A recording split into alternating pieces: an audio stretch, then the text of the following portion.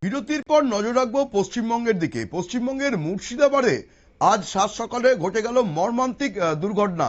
পুলকারে ধাক্কা মারল ট্রেন এবং তার ফলে মৃত্যু হলো 3 পড়ুয়া সহ 4 জনের। এই ঘটনায় গেটম্যান এবং সুপারভাইজারকে সাসপেন্ড করা হয়েছে। ঘটনাটাকে কেন্দ্র করে তীব্র উত্তেজনা দেখা দিয়েছে এবং যারা এই ঘটনায় যারা দোষী গেটম্যান এবং সুপারভাইজার তাদের শাস্তির দাবি কিন্তু করছেন স্থানীয় বাসিন্দারা। এই বিষয়ে কি বলছেন ওই পুলকারের চালকের ভাই, আমরা শুনে নেব তার বক্তব্য। গোবিন্দপুর রেল গেট, ওখানে একটা ট্রেন পাস হয়, ট্রেন পাস হওয়ার পরে গেটম্যান গেটটা তুলে দেয়। যখন গেটটা তুলে টাটা সুমোটা আগিয়ে যায়, তারপরে দ্বিতীয় একটা ট্রেন এসে ওকে আঘাত করে, ওখানে অ্যাক্সিডেন্ট হয়ে সব পড়ে থাকে। তারপরে ওখানে বাসিন্দা বা ওখানকার স্থানীয় যারা লোকাল লোক আছে তারা উঠিয়ে নিয়ে এসে হসপিটালে অ্যাডমিট করে।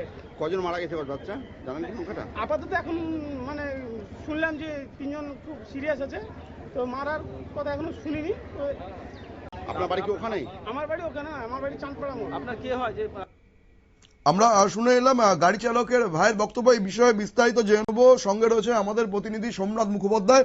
সোমনাথ, যে মর্মান্তিক দুর্ঘটনা ঘটেছে তারপরে এখনো পর্যন্ত 4 জনের মৃত্যুর খবর পাওয়া যাচ্ছে, এই বিষয়ে যদি আরো বিস্তারিত আমাদের জানাও। দেখো, আমরা জানি যে আজকে সাত সকালে কিন্তু মর্মান্তিক দুর্ঘটনা ঘটেছে কর্ণসুবর্ণ এবং গোবিন্দপুর রেল স্টেশনের মাঝে। মূলত গেটম্যানেরই ভুলে কিন্তু এটা হয়েছে। এখন অব্দি যতটুকু রেল সূত্রে রেল জানিয়েছে যে গেটম্যান কিন্তু নেশাগ্রস্ত অবস্থায় ছিল। এই নেশাগ্রস্তের তথ্য কিন্তু প্রথমে স্থানীয়রাই তোলে, তারপরে কিন্তু তাকে সাসপেন্ড করা হয় দুজনকে ইতিমধ্যে, সুপারভাইজার এবং গেটম্যান সাসপেন্ড করা হয়েছে এবং গেটম্যানকে ইতিমধ্যে গ্রেফতার করেছে রেল পুলিশ। তাকে কিন্তু আজকে পুলিশের হাতে তুলে দিয়ে তাকে কিন্তু কোর্টে পেশ করা হবে জানা যাচ্ছে।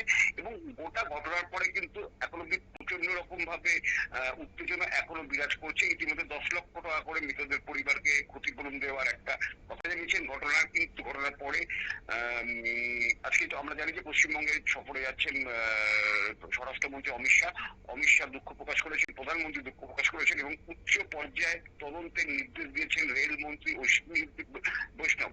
এবং গোটা ঘটনাকে ঘুরেই কিন্তু রীতিমতো এখনো আতঙ্কের পরিবেশ রয়েছে। কারণ রেল গেটটা খোলা ছিল, পুলকারটি তখন সেখান দিয়ে ক্রস করার চেষ্টা করে। পুলকারে সেই সময় মোট ছিল 11 জন।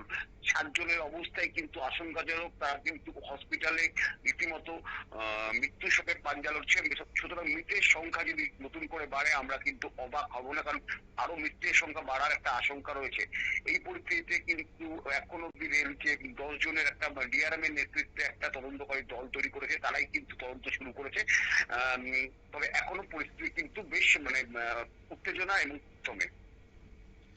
অসংখ্য ধন্যবাদ সোমনাথ। আমরা কথা বলে নিচ্ছিলাম আমাদের প্রতিনিধি সোমনাথ মুখোপাধ্যায়ের সাথে। ইতিমধ্যেই এই ঘটনায় দুঃখ প্রকাশ করেছেন প্রধানমন্ত্রী নরেন্দ্র মোদী এবং কেন্দ্রীয় স্বরাষ্ট্রমন্ত্রী অমিত শাহ। পাশাপাশি একটা আর্থিক অনুদান দেওয়ারও কথাবার্তা চলছে। সেই সঙ্গে 10 সদস্যের একটি কমিটি গঠন করে এই ঘটনার তদন্ত শুরু করেছে রেলওয়ে কর্তৃপক্ষ। নজর রাখবো পরবর্তী সংবাদের দিকে, তার আগে নিয়ে নেব ছোট্ট বিজ্ঞাপন বিরতি।